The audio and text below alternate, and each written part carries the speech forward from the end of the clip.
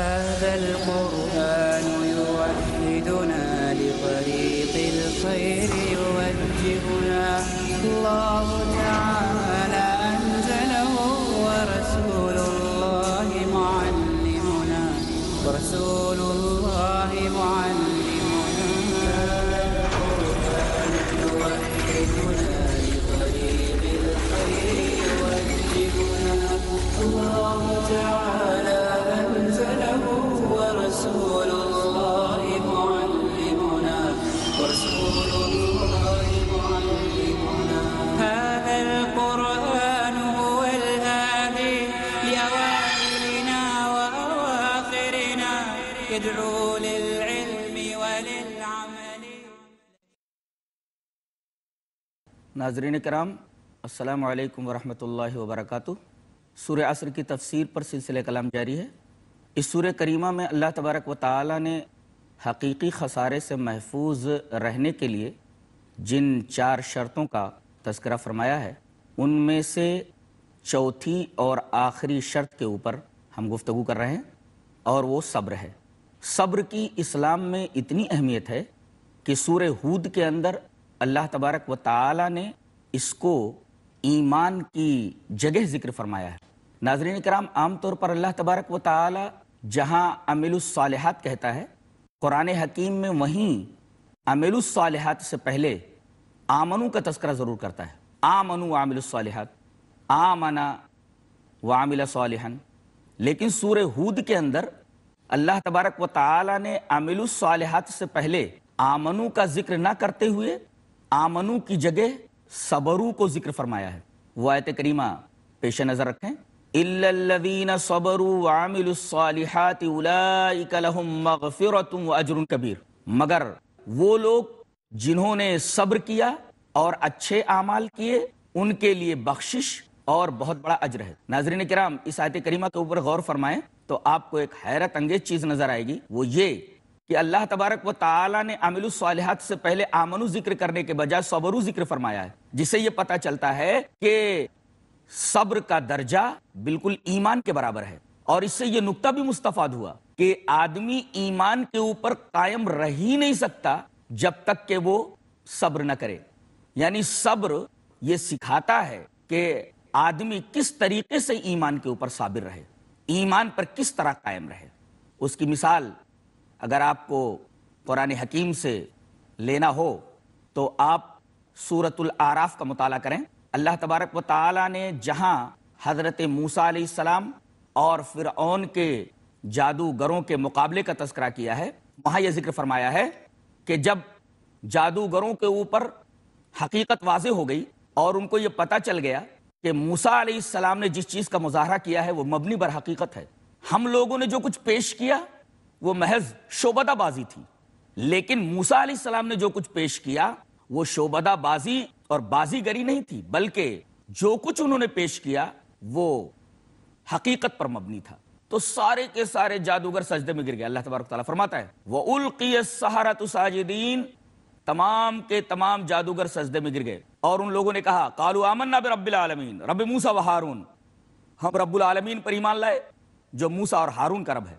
فرعون نے جب یہ دیکھا کہ یہ تو پانسا ہی پلٹ گیا، کہنے لگا قال فرعون آمنتم به قبل ان آذن لكم ان هذا لمکر مکرتموه في المدینة لتخرجوا منها اهلها فسوف تعلمون. فرعون نے کہا اچھا تم لوگ موسیٰ کے اوپر ایمان لائے ہو، لگتا ہے اندر اندر تم لوگ موسیٰ سے ملے ہوئے تھے اور یہ تمہاری ایک بہت بڑی سازش تھی میرے خلاف اور اس شہر کے لوگوں کے خلاف، اور تمہارا مقصد یہ ہے اور موسیٰ کا مقصد یہ ہے کہ تم یہاں کے لوگوں کو اس شہر سے نکال پھینکو.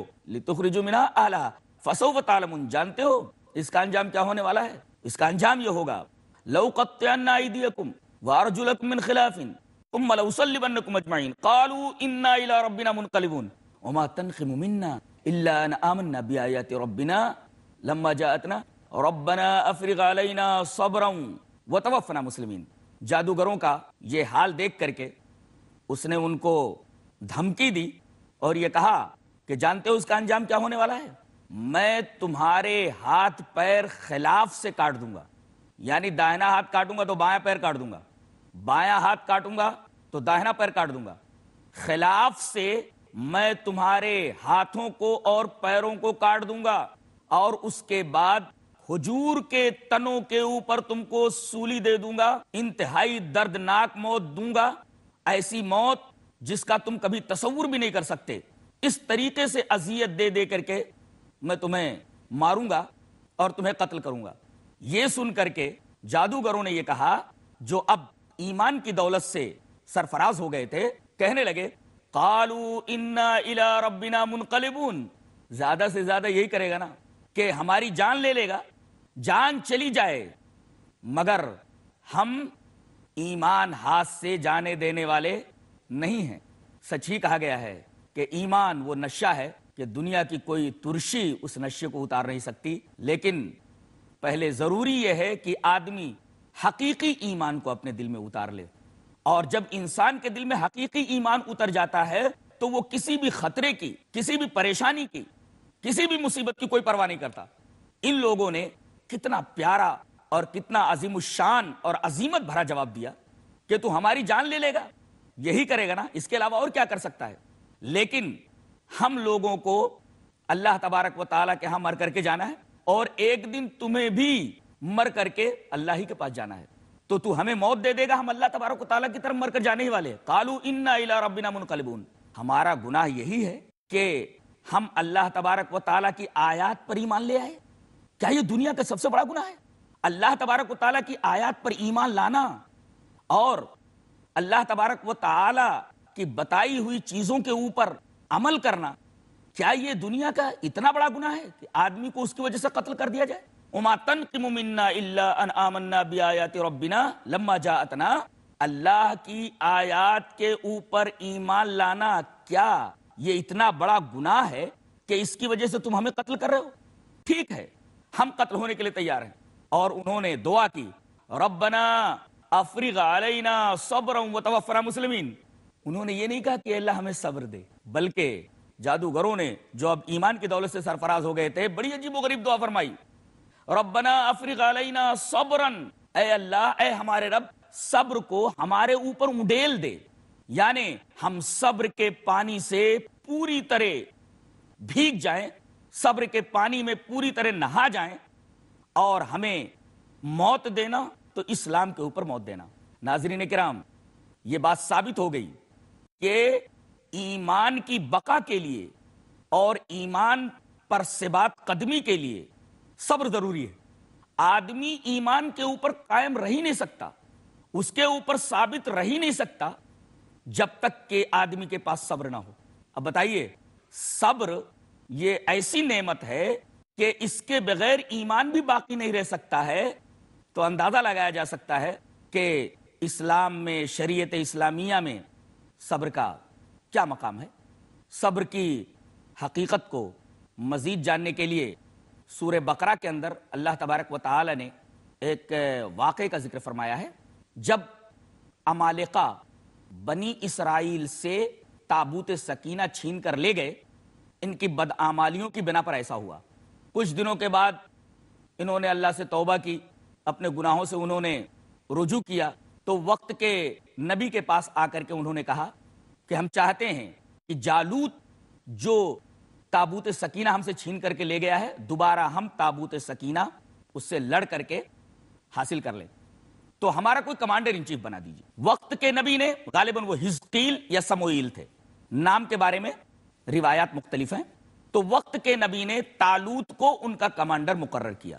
پہلے تو ان کے کمانڈر بنانے پر ان لوگوں نے اختلاف کیا کہ وہ مالدار کہاں ہیں کہ ان کو کمانڈر بنایا جائے، یعنی جیسے عام لوگوں کا خیال ہوتا ہے کہ بھئی منصب، عہدہ اور بڑا منصب اسی آدمی کو ملے جو پیسے والا ہو۔ ان لوگوں نے بھی کہا اس کے پاس مال کہاں ہے؟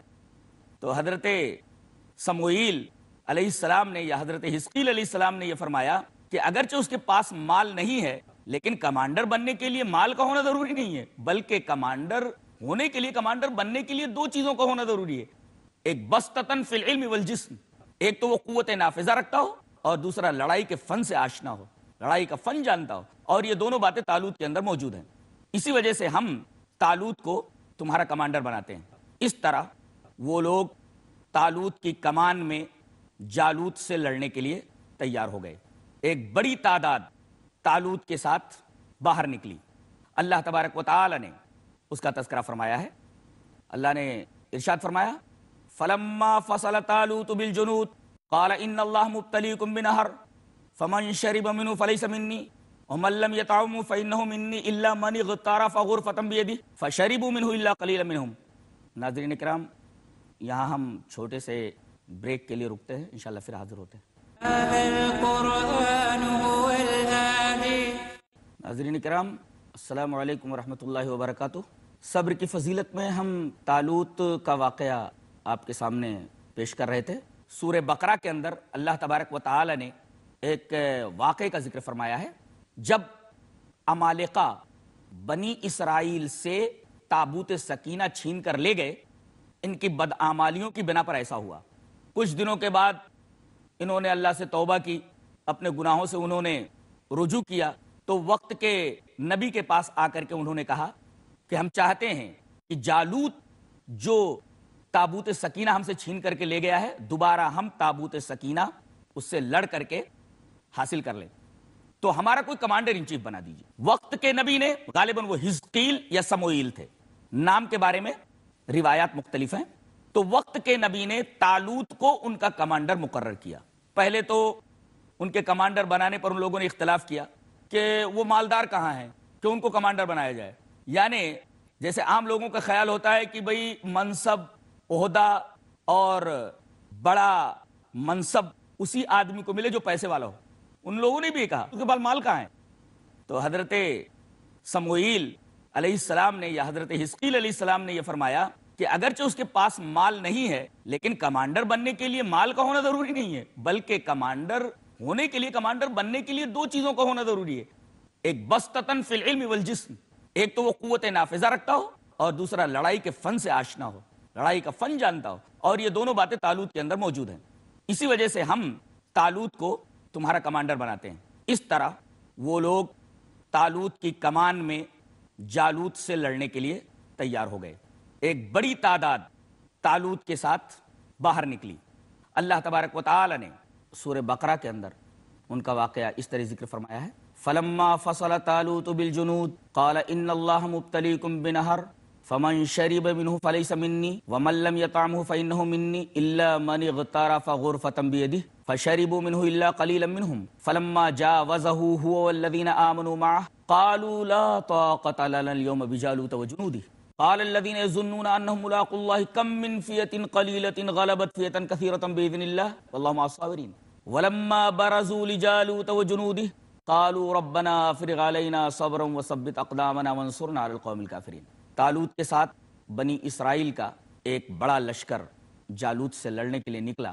اللہ تبارک و تعالی نے فرمایا کہ یہ جو لشکر نکلا ہے جالوت سے لڑنے کے لیے اور تابوت سکینہ واپس کرنے کے لیے، در حقیقت ہم اس لشکر کا ایک نہر کے اوپر امتحان لینے والے ہیں۔ اب اس امتحان میں کامیاب وہی ہو سکتا ہے جو صبر کا مظاہرہ کرے۔ ہم ان کے اوپر پیاس طاری کریں گے، نہر کے اندر پانی بہہ رہا ہوگا، لوگوں کو پیاس لگی ہوگی۔ اب تین قسم کے لوگ ہو جائیں گے، ایک تو وہ جو اس سے پانی پیٹ بھر کر کے پی لیں گے، تو وہ ہم میں سے نہیں، وہ مجھ میں سے نہیں، یعنی وہ لڑنے کے قابل نہیں رہیں گے۔ دوسرا گروہ انہی میں سے وہ ہوگا جو پیاس کے باوجود پیاس کے اوپر صبر کرے گا اور پانی کو ہاتھ بھی نہیں لگائے گا۔ اور تیسرا گروہ وہ ہوگا جو پیاس پر صبر تو کرے گا، پانی بھی پیے گا، مگر ایک چلو یا دو چلو۔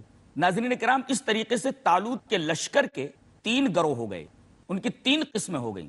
ایک قسم اکمل الایمان والوں کی، دوسری قسم کامل الایمان لوگوں کی، اور تیسرا گروہ، تیسری جماعت ناقص الایمان والوں۔ اکمل الایمان وہ تھے جنہوں نے پانی کو ہاتھ بھی نہیں لگایا، انہوں نے صبر کیا، اور دوسرا گروہ وہ تھا جس نے پانی تو پیا مگر ایک چلو یا دو چلو، یہ کامل الایمان تھے۔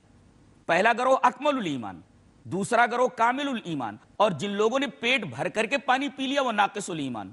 ان لوگوں نے پانی پینے کے بعد یہ کہا قالوا لا طاقت لنا اليوم بجالوت وجنودہ، آج ہمیں جالوت اور اس کے لشکر سے لڑنے کی طاقت نہیں ہے، ہم لوگ تمہارے ساتھ لڑنے کے لیے نہیں جا سکتے۔ تب دوسرے لوگوں نے کہا قال الذین یظنون انہم ملاقو اللہ، ان لوگوں نے کہا جو اللہ تبارک و تعالی سے ملاقات کا یقین رکھتے تھے کہ بھئی ہم کو پریشان ہونے کی ضرورت نہیں ہے، کم من فیۃ قلیلۃ غلبت فیۃ کثیرۃ باذن اللہ، اس لیے کہ جو لوگ صبر نہیں کر سکے، جن لوگوں نے پیٹ بھر کر کے پانی پی لیا ان کی تعداد کافی تھی، باقی جو بچے ان کی تعداد مفسرین یہ لکھتے ہیں کہ وہی تعداد تھی جو اصحاب بدر کی تھی، یعنی 313 کی۔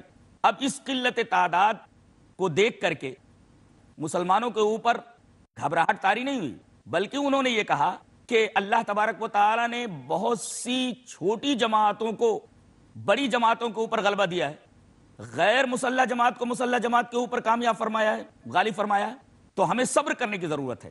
جیسے پانی پینے کے بارے میں ہم نے صبر کیا تو ہم لڑنے کے بارے میں بھی صبر کریں گے، اور اللہ تبارک و تعالی ہمیں ضرور کامیابی سے ہمکنار کرے گا۔ واللہ مع الصابرین، اللہ تبارک و تعالی صبر کرنے والوں کے ساتھ ہے۔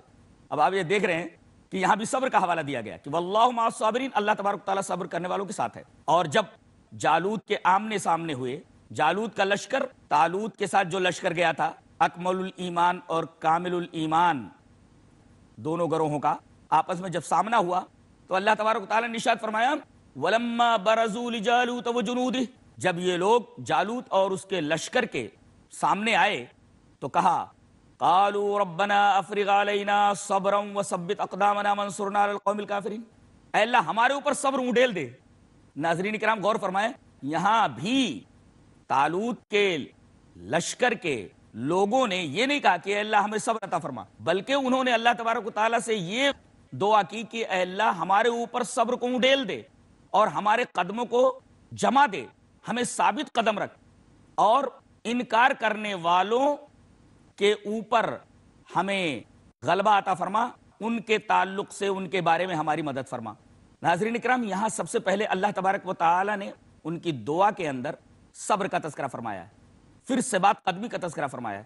پتہ یہ چلا کہ آدمی کے قدم جم ہی نہیں سکتے، آدمی ثابت قدم کسی میدان میں رہ ہی نہیں سکتا جب تک کہ اس کے پاس صبر کی دولت نہ ہو۔ اس واقعے سے جسے قرآن حکیم میں دوسرے پارے کے اندر بیان فرمایا ہے، پتہ یہ چلا کہ ایمان پر یا زندگی کے کسی بھی معاملے میں ثابت قدمی کے لیے صبر ضروری ہے۔ اگر آدمی بے صبرہ ہو گیا تو وہ زندگی کے کسی بھی معاملے میں، زندگی کے کسی میدان میں کامیاب نہیں ہو سکتا۔ اور سورہ بقرہ ہی کے اندر اللہ تبارک و تعالی نے ایک عجیب و غریب آیت کے اندر اس طرح ارشاد فرمایا یا ایھا الذین آمنوا استعینوا بالصبر والصلاۃ ان اللہ مع الصابرین، اے ایمان والو تم لوگ مدد طلب کرو صبر سے اور نماز سے۔ اس کے بعد فرمایا ان اللہ مع الصابرین، اللہ صبر کرنے والوں کے ساتھ ہے۔ ناظرین کرام غور کرنے کا مقام ہے، نقطہ یہ ہے کہ پہلے یہ کہا گیا کہ اے ایمان والو تم لوگ صبر سے اور نماز سے مدد طلب کرو، یعنی زندگی کے ہر معاملے میں کبھی بھی کوئی پریشانی آئے، کوئی آفت آئے، کوئی تکلیف آئے، کسی تکلیف سے تم دو چار ہو تو تم کو نماز کا سہارا لینا چاہیے، اسی طریقے سے صبر کا سہارا لینا چاہیے۔ تو یوں کہنا چاہیے تھا کہ اے ایمان والو جب ہم نے یہ کہہ دیا کہ تم لوگ صبر سے اور نماز سے مدد طلب کرو تو اللہ تبارک و تعالیٰ صبر کرنے والوں اور نماز پڑھنے والوں کے ساتھ ہے، لیکن صرف اتنا کہا آخر میں ان اللہ مع الصابرین، اللہ تبارک و تعالیٰ صبر کرنے والوں کے ساتھ ہے، یہ نہیں کہا کہ نماز پڑھنے والوں کے ساتھ ہے۔ جواب یہ ہے کہ آدمی نماز کے اوپر بھی کاربند نہیں رہ سکتا، نماز کے اوپر بھی محافظت نہیں کر سکتا اگر اس کے پاس صبر نہیں ہے تو۔ یعنی توحید کے بعد سب سے اہم عبادت نماز ہے، اور کل قیامت کے دن میدان حشر میں اللہ تبارک و تعالی توحید کے بعد سب سے پہلا جو سوال کرے گا وہ نماز ہی کے بارے میں ہوگا، اور نماز کی محافظت یہ موقوف ہے صبر کے اوپر۔ اگر آدمی صبر نہیں کر سکتا تو وہ نماز پر محافظت بھی نہیں کر سکتا۔ اسی وجہ سے اللہ تبارک و تعالی نے صرف ان اللہ مع الصابرین کہا کہ اللہ صبر کرنے والوں کے ساتھ ہے، اس لیے کہ اگر وہ صبر نہیں کرے گا تو نماز پر بھی محافظت نہیں کر سکتا۔ آگے اللہ تبارک و تعالی نے ارشاد فرمایا وَلَنَبْلُوَنَّكُمْ بِشَيْءٍ مِّنَ الْخَوْفِ وَالْجُوعِ وَنَقْصٍ مِّنَ الْأَمْوَالِ وَالْأَنفُسِ وَالثَّمَرَاتِ وَبَشِّرِ الصَّابِرِينَ۔ ہم تو لوگوں کو آزماتے رہتے ہیں بہت ساری چیزوں میں، کبھی ان کے اوپر خوف طاری کر کے، کبھی انہیں تنگ دستی میں مبتلا کر کے، بھوک میں مبتلا کر کے، کبھی مالوں کے اندر کمی کر کے، باغات ہیں تو پھلوں میں کمی کر کے۔ اس طریقے سے ہم مختلف انداز سے لوگوں کو آزماتے رہتے ہیں۔ اب اس آزمائش میں جو لوگ پورے اتر جائیں ان کو صابرین کہا جاتا ہے۔ تو اب اے ہمارے رسول آپ صبر کرنے والوں کو خوشخبری سنا دیجئے، یہ بشارت دے دیجئے. وبشر الصابرین، صبر کرنے والوں کو بشارت دے دیجئے. کس چیز کی بشارت؟ الذین اذا اصابتهم مصیبۃ قالوا انا للہ وانا الیہ راجعون. یہ صابرین وہ ہیں کہ جب ان کے اوپر کوئی بھی مصیبت آتی ہے، الذین اذا اصابتهم مصیبہ، کوئی بھی مصیبت آتی ہے تو وہ ایک ہی جملہ بولتے ہیں، انا للہ وانا الیہ راجعون. ناظرین کرام، یہ جملہ ہم ہر مصیبت کے وقت بولتے رہتے ہیں. مثلا کسی کے انتقال کی خبر آئی تو کہتے ہیں انا للہ وانا الیہ راجعون. پھسل کر گر گئے کہتے ہیں انا للہ وانا الیہ راجعون. بتی چلی گئی کہتے ہیں انا للہ وانا الیہ راجعون. کمرے میں چراغ جل رہا تھا، چراغ بجھ گیا کہتے ہیں انا للہ وانا الیہ راجعون. یعنی چراغ کا بجھ جانا بھی، روشنی کا چلے جانا بھی ایک طریقے کی مصیبت ہے. تو کوئی بھی چھوٹی یا بڑی مصیبت آئے، چھوٹی یا بڑی پریشانی آئے، ایک ہی بات بولتے ہیں، انا للہ وانا الیہ راجعون. بولتے تو ہیں لوگ، مصیبت کے وقت یہ جملہ اپنی زبان پر لاتے ہیں، مگر کیا ناظرین کرام کبھی آپ نے یہ غور کیا کہ اس جملے کا کیا مطلب ہے؟ آئیے اس جملے پر تھوڑی دیر غور کرتے ہیں. اس جملے کا ترجمہ یہ ہے، بے شک ہم اللہ کے ہیں اور اللہ ہی کی طرف لوٹنے والے ہیں. اللہ ہی کے ہیں اور اسی کی طرف لوٹنے والے ہیں. اس میں 3 باتوں کی رعایت کی گئی ہے. جیسے کسی کی دکان جل گئی، کسی کا مکان گر گیا، یا اسی طریقے سے کسی کا بیٹا مر گیا، بیٹی کا انتقال ہو گیا، باپ کا انتقال ہو گیا. یہ ساری چیزیں ہیں، مصائب کی قبیل سے ہیں، سب مصیبتیں ہیں. اب کسی عزیز کے مرنے کی خبر آئی اور وہ یہ کہتا ہے انا للہ و انا الیہ راجعون، ہم اللہ کے ہیں اور اللہ ہی کی طرف لوٹنے والے ہیں. اللہ تبارک و تعالیٰ نے اس جملے کے اندر عقل کی بھی رعایت فرمائی، طبع کی بھی رعایت فرمائی اور جذبات کی بھی رعایت فرمائی. عقل، طبع اور جذبات تینوں کی رعایت فرما دی ہے. عقل کی رعایت اس طرح کی کہ ساری چیزیں جو موجود ہیں، جو نعمتیں انسان کو دی گئی، وہ سب اللہ کی، اللہ ہی اس کا مالک ہے اور مالک کو اختیار ہے اپنی ملکیت میں جس طرح چاہے تصرف کرے. تو عقل یہ کہتی ہے کہ میرا مال ہی نہیں تھا، مال جس کا تھا لے گیا. تو اس طریقے سے عقل کی رعایت ہو گئی. تو اس جملے میں ایک تو عقل کی رعایت کی گئی، دوسرے طبع کی رعایت کی گئی. طبیعت کی رعایت کا مطلب یہ ہے کہ طبیعت یہ کہتی ہے کہ دنیا پریشانی کی جگہ ہے، دنیا ایک قید خانہ ہے. چلو وہ آدمی چلا گیا تو اس کو قید خانے سے چھٹکارا مل گیا. ناظرین کرام، یہ بحث یہیں ختم ہوتی ہے. انشاءاللہ سلسلے بحث کو آگے بڑھاتے ہوئے ہم انشاءاللہ آپ سے اگلے ایپیسوڈ میں ملاقات کرتے ہیں. السلام علیکم ورحمۃ اللہ وبرکاتہ. هذا القرآن يوحدنا لطريق الخير يوجهنا الله تعالى أنزله ورسول الله معلمنا هذا القرآن يوحدنا لطريق الخير يوجهنا الله تعالى